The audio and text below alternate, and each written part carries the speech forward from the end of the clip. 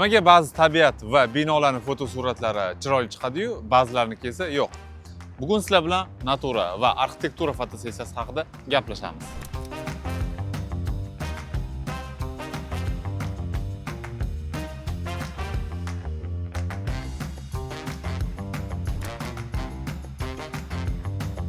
Ko'pchilik binoni ko'rganda shunchaki tugmani bosadi. Rasm chiroyli bo'lishi mumkin, lekin hech qanday hissiyot bermaydi. Muammo kamerada yoki ob-havoda emas, muammo kuzata bilmaslikda.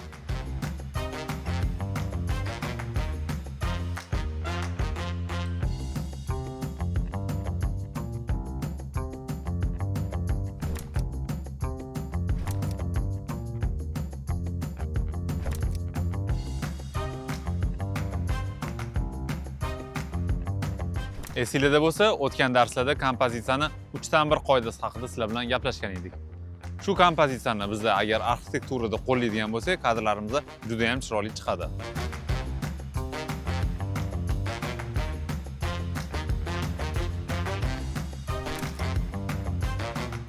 Agar oladigan rasmimizda osmon muhim bo'lsa, arxitekturamizni osmon bilan qamrab olamiz va obyektivni biroz yuqoriroq ko'tarib rasmga olamiz.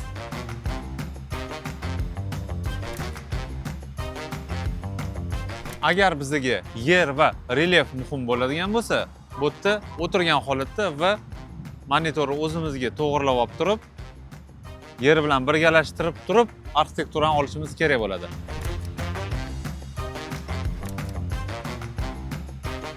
Kadrimizda maydonni chuqurroq qilib ko'rsatish uchun asosiy obyektni oldiga tosh, daraxt yoki shunga o'xshagan boshqa detallar qo'shishimiz kerak bo'ladi va diafragmani imkon qadar maksimal darajada ochib ishlashimiz kerak.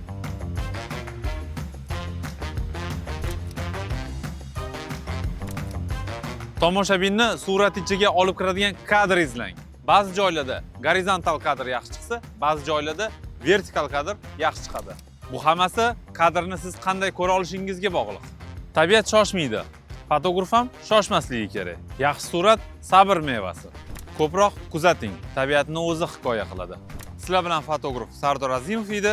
Bizning rasmiy sahifalarga obuna bo'ling va bizani kuzatishda davom eting.